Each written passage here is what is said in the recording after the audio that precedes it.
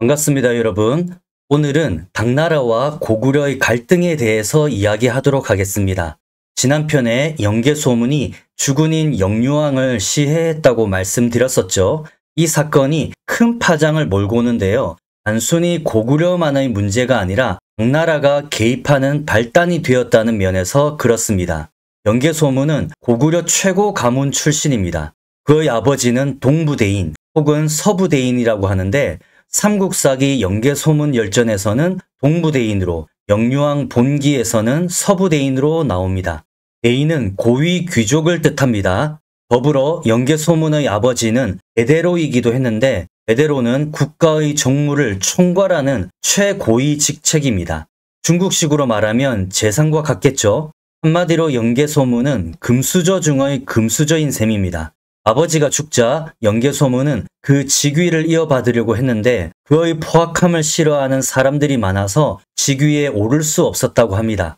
그래서 영계소문은 머리를 조아리고 사람들에게 사과하면서 아버지의 직위를 이어받게 해달라고 사정합니다.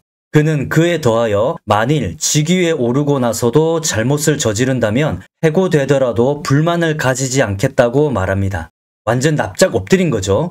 귀족들은 이런 그를 불쌍히 여겨서 아버지의 관직을 잊게 해줍니다. 그래, 저리 사정하는데 한번 봐주자. 뭐 이렇게 된 거죠. 그러나 사람 본성은 오래 감추기 어려운 법이죠. 자기 버릇 개 못 준다고 시간이 지나자 영계소문은 본 모습을 드러냅니다. 이에 영유왕은 영계소문을 천리장성 축조 감독관으로 삼습니다. 천리장성이 당나라를 방어하기 위한 중요한 작업이지만 영계소문같이 고위직에 있는 사람이 관리 감독할 일까지는 아니거든요. 그런 건 아무래도 좀 더 밑에 있는 사람이 해야겠죠. 아마도 영유왕은 통제가 불가능한 영계소문을 견제하기 위해 그런 결정을 내린 것으로 보입니다. 이 명을 받은 영계소문은 수도와 지방을 오고 가며 일을 수행했을 겁니다. 영유왕과 대신들은 여기에 그치지 않고 영계소문을 죽이려고 모의를 합니다. 삼국사기에는 그들이 영계소문을 죽이려고 했던 이유가 영계소문의 흉포함과 잔인함 때문이라고 하고, 자치통감에서는 영계소문이 흉포하고 불법을 많이 저질렀기 때문이라고 합니다. 근데 이 모의가 새어나가서 영계소문의 귀에 들어갑니다. 영계소문의 입장에서는 자기를 지방으로 내치더니 이제 죽이려고 한다? 많이 있을 수가 없겠죠. 그는 군사 열병식을 한다는 핑계로 성 남쪽에서 술과 안주를 성대히 차리고 대신들을 초청합니다.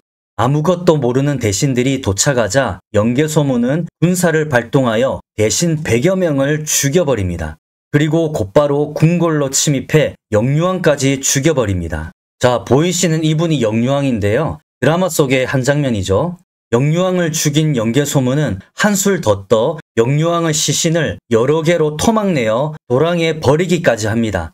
아주 잔혹하게 죽인 것인데요. 각종 드라마에서는 영계소문이 영유왕을 죽인 것이 당나라와의 화친 정책에 불만을 품었기 때문인 것처럼 나오는데 사실은 그렇지 않고요. 영계소문은 그저 자기 권력을 잃지 않기 위해서, 자기가 살기 위해서 변란을 일으킨 겁니다. 그 후 영계소문은 영유왕의 조카를 새왕으로 삼았는데 이 사람이 고구려의 마지막 왕, 보장왕입니다. 영계소문은 스스로 막리지가 되어 국가의 일을 독식합니다. 막리지라는 직책은 당나라식으로 따지면 병부상서와 중서령을 겸한 관직이라고 합니다.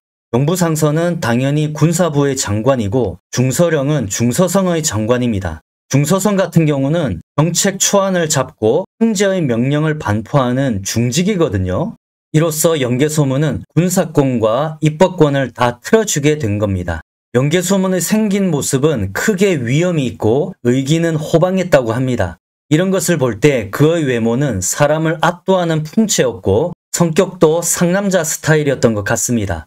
실제로 그는 5개의 칼을 차고 다녔으며 그의 위압감에 사람들은 감히 우러러 보지 못할 정도였다고 합니다. 또 영계소문이 말을 탈 때는 매번 귀족이나 무장들을 땅에 엎드리게 하고 그는 그것을 밟고 말에 올라탔다고 합니다.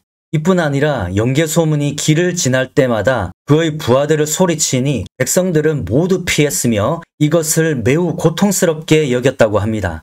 이와 같은 기록들을 종합해보면 영계소문은 성격이 굉장히 난폭했던 것 같습니다. 그가 왕의 시신을 토막낸 것 하나만으로도 난폭함을 충분히 증명합니다. 왕을 시해한 것도 문제긴 한데 100번 양보해서 그건 자기가 살기 위해서였다고 치더라도 왕의 시신을 토막낸 것은 막장 중에 막장 짓이거든요. 그 당시는 지금보다 죽은 사람의 시신에 대한 존중심이 대단했습니다. 비록 사람은 죽였다고 하더라도 그 시신만큼은 보존해 주는 것이 당연한 것이었습니다. 과거 사람들이 부관 참시를 가장 큰 불명예로 여긴 것도 바로 시신에 대한 예우 때문입니다. 일반인의 시신도 아니고 하물며 왕의 시신을 토막낸다는 것은 당시의 상식과 예의를 파괴하는 행동입니다. 모르긴 몰라도 그 당시 고구려 사람들도 영계소문의 행동에 큰 충격을 받았을 겁니다. 제가 5호 16국 시대와 남북조 시대 때 피해당한 황제들 이야기를 많이 했었지만 그 시신이 토막났다는 말을 들어보신 적 있으신가요? 없죠. 그 엄청난 난세의 잔혹한 사람들도 군주의 시신을 토막내지는 않았었거든요. 난세의 막장 인물들도 행하지 않았던 것을 지금 영계소문이 실행한 겁니다. 그리고 귀족들과 무장들을 엎드리게 하고 그것을 밟고 말을 탔다는 것은 영계소문의 오만함을 엿볼 수 있게 합니다. 만일 종에게 그런 일을 시켰다면 이해는 가지만 귀족이나 무장들을 상대로 그렇게 했다는 거잖아요. 귀족과 무장은 당연히 계급이 높은 사람들입니다. 그런 사람들을 존중하지 않고 엎드리게 했으니 영계소문의 교만이 보통이 아니었던 거죠. 혹자들은 삼국사기가 신라 입장에서 썼기 때문에 영계소문에 대해 부정적으로 기록되었다고 주장하기도 합니다. 그러나 제 생각에는 그런 주장은 사실과 다르다고 봅니다. 일단 삼국사기가 고려시대 때 김부식에 의해 쓰여졌죠. 고려는 바로 고구려를 계승한다는 것을 명분으로 세워진 나라입니다. 그래서 국가 이름도 고려고요. 김부식은 당시 왕이었던 인종의 명령과 조정의 지원하에 삼국사기를 집필했는데 그런 그가 신라 입장에서 기록을 쓴다? 그건 고려의 정통성을 부정하는 행동이기 때문에 있을 수 없는 일이고요. 실제 삼국사기 기록을 보면 고구려에 대해 우리나라라는 표현을 쓰고 고구려 군사를 아병, 즉 우리 군사라는 표현을 씁니다. 또 신라의 기록이 더 많은 것을 두고 삼국사기가 신라 입장에서 기록되었다고 주장하시는 분들도 있더라고요. 근데 이건 당연히 신라가 고구려나 백제보다 수명이 훨씬 길고 통일왕국이다 보니까 자료가 더 많이 남아 있었기 때문이죠. 그러므로 삼국사기의 기록이 신라의 입장에서 쓴 것이어서 신뢰성이 없다는 식의 그런 주장은 그릇되었다고 봅니다. 물론 근현대에 들어서 영계소문의 재평가가 많이 이루어졌죠. 그 결과 그를 영웅시하는 이론도 많이 일어나고는 있습니다. 그 부분에 있어서는 나중에 다루어 보도록 하겠습니다. 자, 이제 당나라로 시선을 옮겨 보겠습니다. 그동안 당태종을 보좌했던 미스터 쓴소리 위징이 병으로 사망합니다. 당태종은 사람을 거울로 삼으면 잘잘못을 알 수 있는데 위징이 죽음으로써 자신의 거울 한 개를 잃어버렸다고 슬퍼합니다. 그만큼 위징이 당태종을 잘 보좌했던 것이죠. 당태종에게는 이것 외에도 가정사에서도 불행한 사건이 일어납니다. 당태종의 5번째 아들 제왕 이후가 반란을 일으킨 겁니다. 이후는 제주 도독이었는데 그는 경박한 사람이었습니다. 이후의 장인인 음홍지가 그에게 유세하는데 당태종이 만일 죽게 되면 그 아들들끼리 각자 난을 일으킬 수 있기 때문에 미리 대비해야 한다고 말합니다. 이 말을 들은 이후는 황금을 풀어 장사들을 모으기 시작합니다. 애초에 당태종은 강직한 사람들로 하여금 이후를 보필하게 했었거든요. 그 중에 권만기가 특히 강직하여 이후 주변에 있던 간신들을 탄핵하여 쫓아버리고 이후가 함부로 나대지 못하도록 엄하게 단속했습니다. 그게 좀 심했는지 성 밖에 나가 사냥하는 것도 단속할 정도였거든요. 그러니 이후가 권만기를 싫어하는 것은 당연하겠죠. 아니 말이야, 내가 그래도 명색이 황제의 아들인데 이거 너무하잖아. 이렇게 나오는 겁니다. 하루는 권만기가 집에 있었는데 그 집이 흙집이었나 봅니다. 흙덩어리가 갑자기 천장에서 막 떨어지자 권만기는 이후의 측근들이 자기를 암살하려고 잠복한 줄로 착각을 해버립니다. 그는 놀란 가슴을 안고 역마를 발동하여 당태종에게 이후와 그 측근들을 탄핵합니다. 이에 당태종은 권만기와 이후를 호출하는데 권만기가 먼저 출발하거든요. 이유는 신복들을 보내서 권만기를 쫓아가 죽여버리고 장사들과 함께 반란을 일으킵니다. 이 소식을 들은 당태종은 이적을 총대장으로 삼고 반란을 토벌하게 하고 별도로 이유에게 칙서를 내려서 질책을 합니다. 토벌군이 사방에서 모이자 이유는 중과 부적임을 깨닫고 스스로 항복합니다. 그는 장안으로 호송되어 처형되고 관련자 44명도 아울러 죽임을 당합니다. 아들의 문제가 여기서 끝났다면 다행이겠지만 불행하게도 그렇게 되지 않습니다. 이런 것을 보면 우리나라 속담이 딱 들어맞죠? 가지 많은 나무에 바람 잘 날 없다더니 당태종이 딱 그런 예입니다. 당시 태자는 이승건이었는데 그는 과거 수양제와 너무도 닮은 인물이었습니다. 그는 음악과 여자 그리고 사냥을 좋아했는데 아버지 당태종이 이것을 알까봐 항상 사람들을 만나면 충성과 효도에 대해서만 이야기를 했고 때때로 가짜 눈물을 흘리기도 했었습니다. 그러나 집으로 돌아와서는 외설적인 짓들을 벌였다고 합니다. 눈치가 있는 사람들이 간언을 올리면 이승건은 스스로 자책하면서 가슴을 치고는 마치 크게 반성하는 모습을 보여줍니다. 태자가 너무 그래버리니까 간언을 올린 신하들이 무안해지잖아요. 결국 신하들은 큰절을 하면서 태자 전하께서 이토록 겸손하시니 아무런 문제가 없다고 말하면서 물러나기 바빴습니다. 당시 태종의 넷째 아들 이태가 있었는데 그는 야망이 컸습니다. 형 이승건에게 발에 병이 있는 것을 보고 이태는 혹시 자기가 태자도 될지도 모른다는 희망을 품게 됩니다. 아울러 그는 태자 자리를 빼앗기 위해 일부러 선비들과 교류하면서 명성을 올리기 시작합니다. 자, 이렇게 되자 조정은 이승건파와 이태파가 파벌을 형성하여 대립하게 됩니다. 이승건은 당시 태상시의 악관인 행심이라는 어린 소녀를 총애했었거든요. 어린 나이에 악관이 된 것을 보면 음악적 소질이 충만했나 봅니다. 근데 문제는 이승건이 그녀를 너무 총애해서 같이 자고 그랬었거든요. 이 이야기를 접한 당태종이 크게 분노하여 행심을 비롯한 여러 명을 처형시켜버립니다. 이승건은 아버지가 이것을 알게 된 것이 이태가 고자질한 것이라고 판단합니다. 그는 장사들을 모아 이태를 암살하고 아버지를 끌어내릴 계획을 합니다. 이승건의 이 계획이 심각했던 것은 동신 후군집과 당태종의 조카와 사위가 가담했기 때문입니다. 후군집 같은 경우는 고창국과 토요콘을 토벌하는데 공을 세운 역전의 장수였고 조카는 당태종의 누나의 아들인 조절이고 사위는 이미 죽은 당태종의 오른팔이었던 두여회의 아들 두하입니다. 이런 반란 계획은 규모가 클수록 배신하는 사람들이 속출하게 마련이죠. 이승건의 무리 중 한 명이 반란 계획을 당태종에게 알립니다. 이로써 국문이 시작되고 모든 상황이 드러나게 됩니다. 후군집 같은 경우는 스스로 공을 자부하고 있었는데 이정과 방현령 아래에 있는 것에 불만을 품고 반란에 가담한 것이었습니다. 이것을 미리 눈치챘었던 당태종의 친척 동생인 이도종이 당태종에게 귀뜸을 했었거든요. 그러나 당태종은 이 말을 무시했었는데 결국 사건의 전말이 드러나고 나서야 이도종의 해안을 칭찬합니다.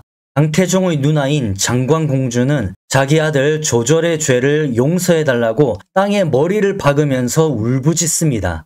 당태종도 같이 눈물을 흘리기는 했으나 누나에게 미안하다고 말하면서 사실상 누나의 청을 거부합니다. 당태종은 태자 이승건의 목숨은 보존해주되 서인으로 내쳐버리고 후군집, 이한엄, 조절, 두하 등 관련자들을 전부 처형시킵니다. 태자 이승건이 폐위되자 이태는 물 만난 물고기가 된 셈입니다. 그는 당태종 옆에 바짝 붙어서 효도를 시전합니다. 흡족한 당태종도 이태를 태자로 세우겠다고 약속을 했는데 이런 성급한 약속은 항상 화를 부르는 법이죠. 당태종의 처남이자 명신인 장손무기가 이태를 반대하면서 진왕 이치를 태자로 삼을 것을 요구합니다. 이것에 위기감을 느꼈을까요? 이태는 당태종에게 만일 자기가 황제가 되면 자기 아들을 죽이고 동생 이치를 후계자로 삼겠다고 맹세합니다. 당태종은 이런 이태의 맹세에 속아 넘어갑니다. 자기 아들을 아끼지 않고 동생에게 태자 자리를 주겠다니 이 얼마나 아름다운 마음인가 하면서 감탄을 한 겁니다. 이 말을 전해들은 저수량이 당태종에게 간언을 합니다. 제발 깊이 생각하시고 일을 그르치지 마십시오. 태아가 돌아가신 뒤에 이태가 황제가 되면 어찌 그 아들을 죽이고 이치에게 자리를 물려주는 일이 있겠습니까? 만일 이태를 태자로 세우시길 원하신다면 차라리 이치를 죽이십시오 라고 말합니다. 그러자 당태종은 눈물을 흘리면서 자식을 죽일 수 없다고 말합니다. 자기 친형제들도 참살했던 냉혈한이지만 결국 자식 문제에서는 눈물을 흘리네요. 이태가 여기서 그냥 가만히만 있었다면 굳히기에 성공했을 텐데 그는 그새를 못 참고 아버지 몰래 동생 이치를 협박합니다. 짜씨가 설치지 말고 가만히 있어라. 까딱하다가는 훅 갈 수 있다. 근데 이 협박 사실이 들통이 나버립니다. 엎친 데 덮친 격으로 서인이 된 패태자 이승건도 이태 때문에 자기가 어쩔 수 없이 변란을 일으켰었다면서 호소합니다. 이렇게 되자 당태종도 이태를 태자로 세우겠다고 말한 것을 후회합니다. 마음이 괴로워진 당태종은 자식들이 이 모양이니 의지할 곳이 없다고 엎드려 통곡까지 합니다. 여러 우여곡절 끝에 신하들의 의견도 있고 해서 결국 효성이 지극한 9번째 아들 이치를 태자로 세웁니다. 당태종이 여러 여자들에게서 14명의 아들들을 두고 있었거든요. 그 중에 이승건, 이태, 이치는 장손 황후의 아들들로서 적자들이면서 동복 형제들이거든요. 적자들이면서 동복 형제들끼리 서로 갈등을 벌인 것이 당태종 본인과 똑같죠. 당태종도 같은 적자이자 동복 형제들인 이건성, 이원기를 죽이고 황제에 오른 인물이니까요. 당태종의 아들들이 서로 증오하고 죽이려고 했던 것은 당태종이 그 선례를 남겼기 때문입니다. 아버지도 그랬는데 나라고 못할 거 있어? 그냥 확 치면 되지. 이런 식으로 나가는 거죠. 그래서 선례가 무척 중요합니다. 보통 사람이 어떤 비정상적인 수단을 결행할 때는 성공할 것만 생각하지만 반대로 그 후폭풍에 대해서는 생각을 잘 안 하거든요.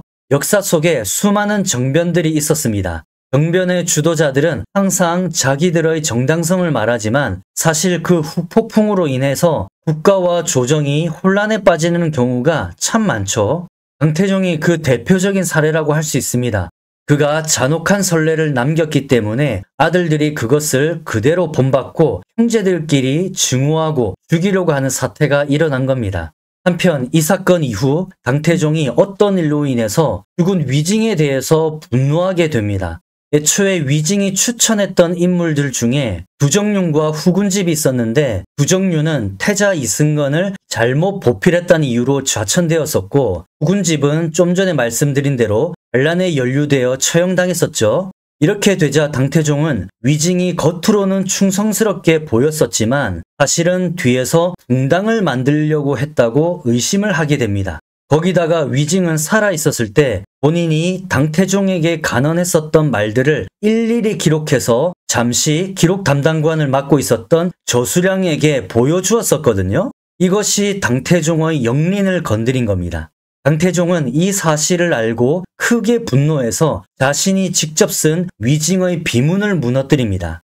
더불어 당태종은 위징과 죽기 전에 약속했었던 자기 딸과 위징의 아들이 맺은 혼약도 깨버립니다. 이런 당태종의 과도한 분노는 스스로 각색한 본인에 대한 미화가 위징의 기록으로 인해 들통났기 때문이라는 의혹이 있습니다. 즉 위징의 간언 기록에는 당태종의 감추어진 본 모습이 표현되어 있었을 것이라는 추측이죠. 실제 자치통감에는 이 기사 뒤에 당태종이 실록을 보게 되고 압박을 받은 방현령과 허경종이 기록을 고쳤다고 나옵니다. 즉 당태종은 위징의 간언 기록을 의식해서 대대적으로 실록을 검열하고 고쳤다고 볼 수 있는 것입니다. 자, 이제 고구려로 시선을 옮겨 보도록 하겠습니다.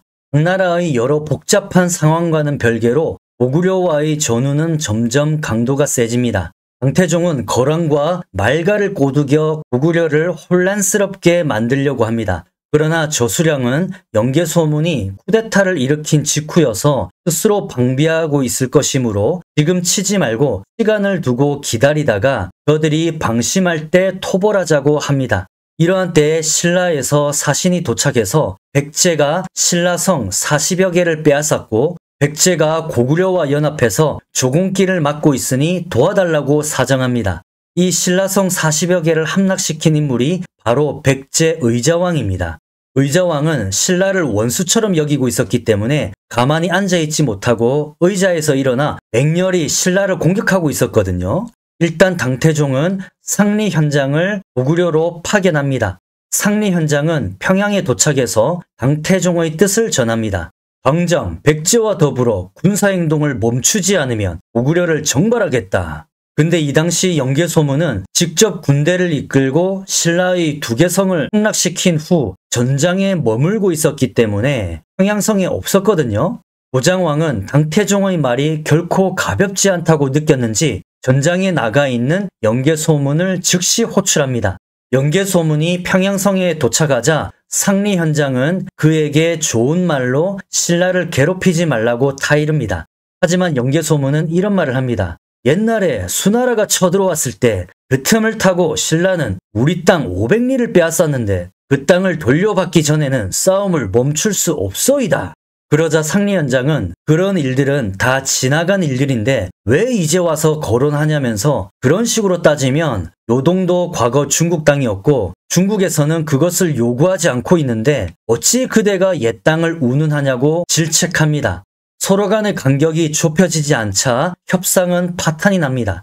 이 보고를 받은 당태종은 다시 사신을 보내서 영계소문에게 자신의 뜻을 전달합니다.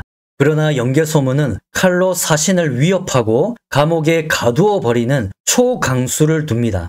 이렇게 되면 당태종도 그냥 있을 수가 없겠죠. 그는 영계소문이 임금과 대신들을 죽였으며 백성들에게 잔혹하고 이웃나라를 침략하기 때문에 토벌할 것이라고 선포를 합니다.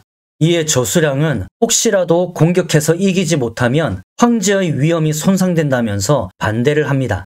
반면 영계소문은 스스로 너무 세게 나갔다고 생각했는지 바로 사신을 보내 당태종에게 백금을 바칩니다.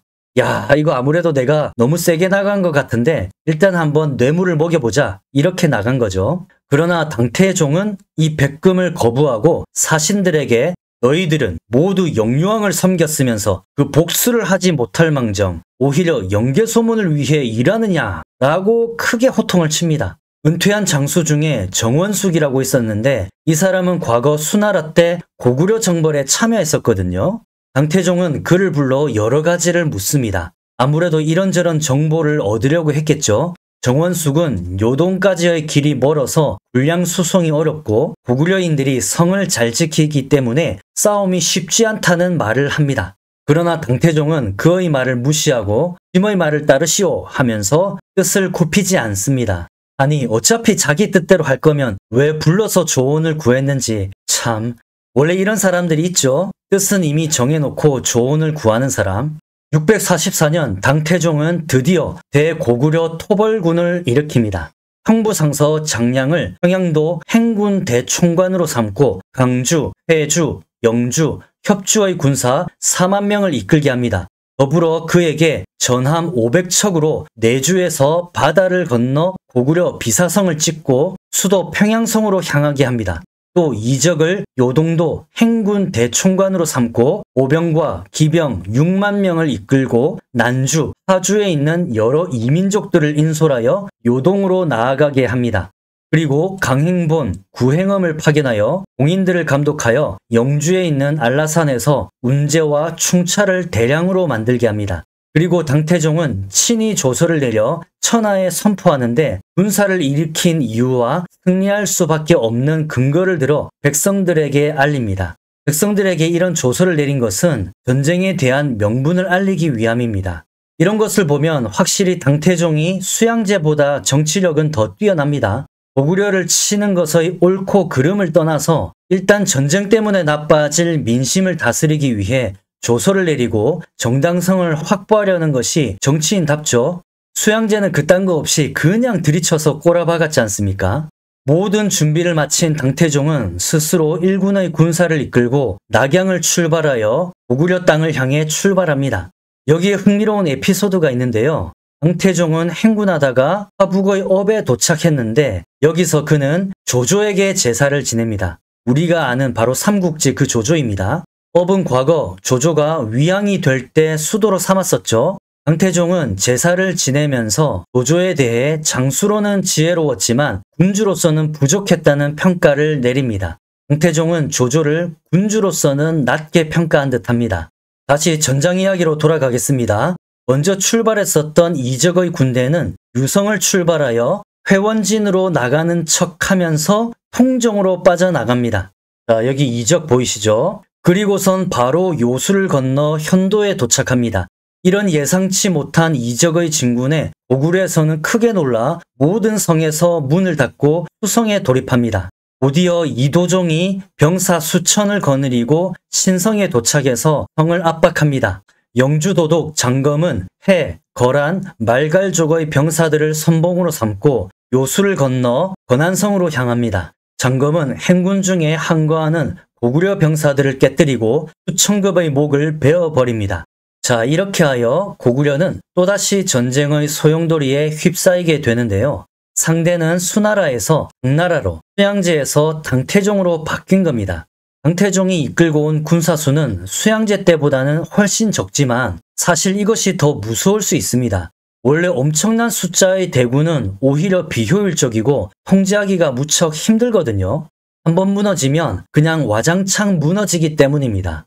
그런데 당태종의 10만이 조금 넘는 정도의 병력은 오히려 그 힘을 더 잘 발휘할 수 있거든요. 더 나아가 장수들의 능력도 과거 수나라 때보다 훨씬 좋았습니다.